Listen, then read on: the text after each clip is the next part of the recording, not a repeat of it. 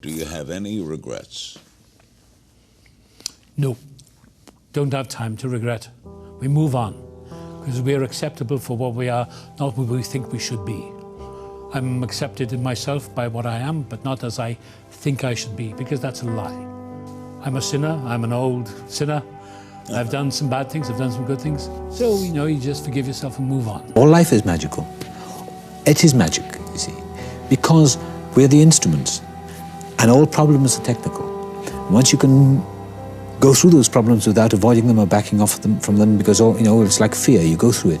You go through the problem, confront it and go through it, then you have release. Stanislavski called it the plane of inspiration that takes off from the runway. And the runway is the technique, the runway is the getting on with it. And the plane will take off. If on Tuesday night, however, it doesn't quite take off, it doesn't matter, you can't stop the plane and say, well, I'll go back because I don't feel it tonight. You get on with it technically, and then on Wednesday night, probably it's going to take off again, as long as you're relaxed. But it really is, it's kind of being on automatic pilot. And I think it comes after experience. I think it comes, and I think I feel in the happy state of mind now that I have 15 years or 20 years of experience behind me. And I think it's used well, and there's a lot of positive out of all the anguish and the pain and discomfort. And there've been good times, there've been negative times. But Olivia said once, when he was directing Colin Blakely in June and the Paycock, and I was in June and the Paycock, and he said, you have to find the middle man. And Blakely said, what do you mean? He said, find the middle man, that ease of playing a character. And Blakely said, I only have until next week. And he said, you won't do it next week. It'll take you the rest of your life. And it's really relaxing and letting go. The booster that puts one into outer orbit, the aggression, the arrogance and the ambition and all that, that's all very necessary. But there's a time when one has to let go. And I guess I'm in orbit.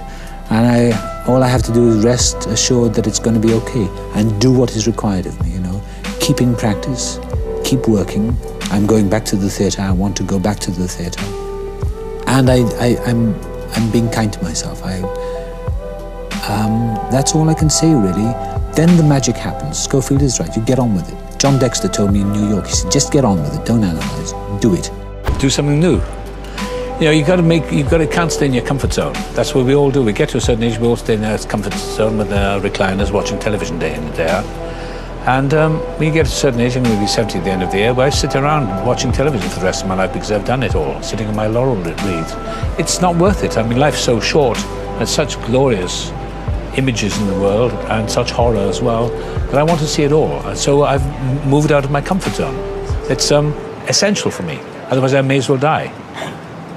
So I've done it. I've broken every rule in the book, and not out of malice or any telling anyone that I'll show you. I did it to show myself. I've shown myself. I looked in the mirror, I thought, I'll show you one day. And I've done something completely new. I wrote the music, and I feel limitless. Well, you just get older and you live long enough, you'll change. If you don't, you may as well die.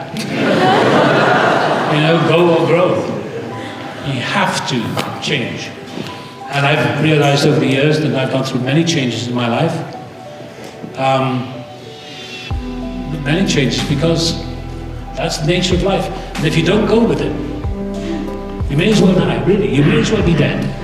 I know people who live in the past, they just live there all the time, talking about something that happened to them 30 years ago. They're like zombies. And I can't hang out with those people. I know them, but I can't spend more than 5 minutes with them because I feel like suicide at the end of it, because I feel so guilty about being happy when they're so miserable. Because life's in session. For many years, I thought life was a big rehearsal for the big event. And somebody in Los Angeles said, Tony, this is the big event. Life is in session. We spend so much time thinking it's a rehearsal for the big event, for the big red carpet in the sky. And it's not. It's been a tough year, full of grief and sadness, many, many, many people. But 45 years ago today, I had a wake-up call. I was heading for disaster, drinking myself to death. I'm not preachy, but I got a message, a little thought that said, do you want to live or die? And I said, I want to live. And suddenly the relief came, and my life has been amazing. And I have my off days and sometimes little bits of doubt and all that, but all in all, I say hang in there. Today is the tomorrow you were so worried about yesterday. You young people, Don't give up. Just keep in there. Just keep fighting. Be bold, and mighty forces will come to your aid. And that sustained me through my life. And I thought I can either work with this great American director and make a complete idiot of myself, or I can stay safe here in Britain, working for the BBC, go off to Hungary to make a Dostoevsky film or something so boring like that, and and stay happy for the rest of my life and die of a heart attack, and that'll be the end of it. But I thought, well, I'll just do something that's really challenging. So I met Oliver Stone for breakfast that very morning, half an hour later, and I said, I'll do it. He said, great. So there we were. And I believe that be bold and mighty forces will come to your aid. And I believe that about everything, so I don't do anything that's conventional. I don't know if I believe in anything. I mean, I'm a deity, but I believe whatever that thing is that we talk about for centuries, I think it's just within us. I mean, remarkable things have happened in my life by just wishing or asking for something, for a bit of help. Yes, and I don't believe, I'm an agnostic, I guess. Is there any way you can help me, or whatever? And there's something inside us that will respond, I believe. I really believe that. We have to make our lives, because life is tough. We have to believe in the power of life.